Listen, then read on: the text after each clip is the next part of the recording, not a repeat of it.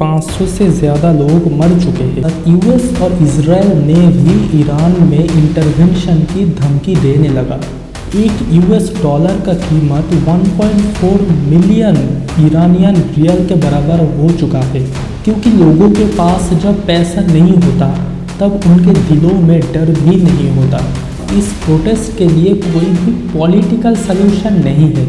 Monthly $7 देने का वादा भी किया, और हमारा भूख हमें किसी भी पॉलिटिकल एजेंडा से ज़्यादा मोटिवेट करता है। ये इकोनॉमिक सर्वाइवल के लिए हो रहा है।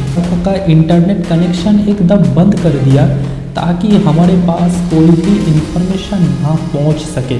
ईरान के लोग अभी 2 विलेन से लड़ रहे हैं। ईरान के लोगों का हालत एक सैंडविच के जैसा हो गया है। यूएस ने जहाँ पे भी इंटरवेंशन किया वो ऑयल लूट करने के लिए ही इंटरवेन किया।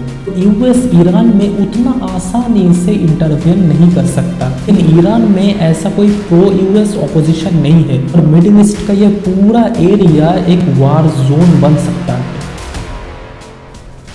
ईरान पे अभी एक प्रोटेस्ट चल रहा है जहाँ पे 500 से ज़्यादा लोग मर चुके हैं और 10,000 से भी ज़्यादा लोगों को अरेस्ट किया जा चुका है।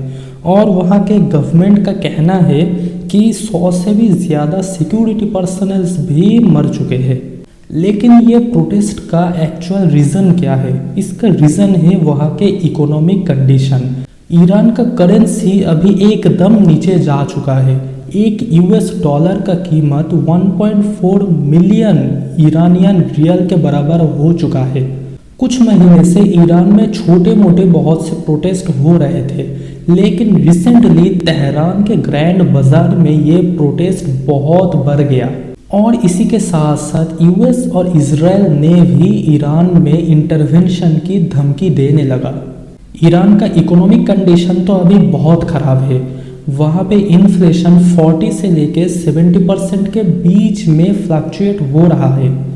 खामनेई के गवर्नमेंट प्रोटेस्ट को रोकने के लिए मंथली $7 देने का वादा भी किया, लेकिन ये $7 बहुत कम है और ये बहुत देर भी हो चुका है। अभी ये जो प्रोटेस्ट है इसे रोका नहीं जा सकता, क्योंकि लोगों के पास जब पैसा नहीं होता तब उनके दिलों में डर भी नहीं होता। और हमारा भूख हमें किसी भी पॉलिटिकल एजेंडा से ज़्यादा मोटिवेट करता है। ईरान में इससे पहले भी बहुत से प्रोटेस्ट हुए, लेकिन वो सब सोशल रिफॉर्म्स के मुद्दे पे था। लेकिन रिसेंटली ये जो प्रोटेस्ट हो रहा है ये इकोनॉमिक सर्वाइवल के लिए हो रहा है। और ये जो ग्रैंड बाजार है ये बहुत इम्पोर्टेंट एक लोकेशन है। क्यों? क्योंकि 1979 में जब इस्लामिक रिवॉल्यूशन हुआ था तो वो रिवॉल्यूशन भी इसी ग्रैंड बाजार से ही शुरू हुआ था, और इसके बाद ही खुमैनी सत्ते पे आया। ईरान का जो गवर्नमेंट है उनके पास इस प्रोटेस्ट के लिए कोई भी पॉलिटिकल सलूशन नहीं है।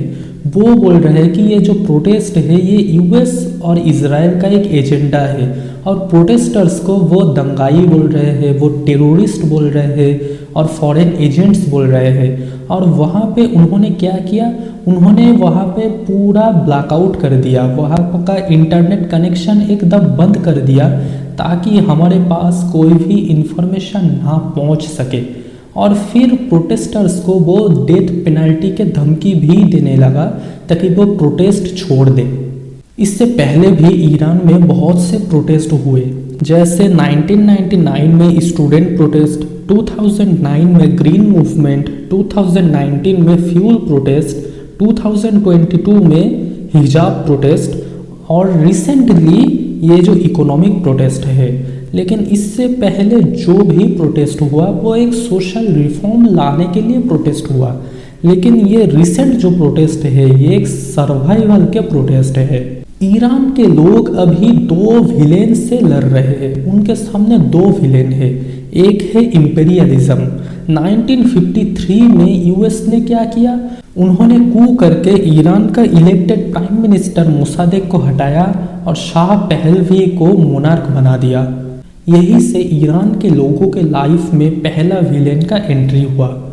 दूसरा विलेन है थियोक्रेसी।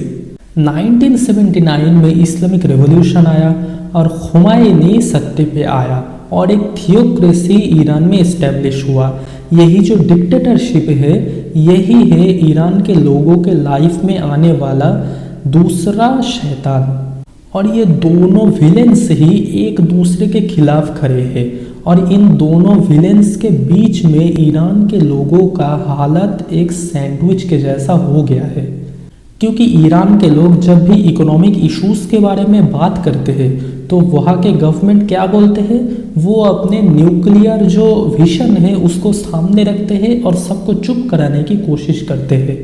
तो फिलहाल तो कंडीशन ये है कि यूएस भी धमकी दे रहा है एयर स्ट्राइक का, इजराइल भी इंटरवेंशन का धमकी दे रहा है और ईरान भी लोकल रीजनल जो यूएस का मिलिट्री बेस है वहाँ पे स्ट्राइक्स करने की धमकी दे रहा है।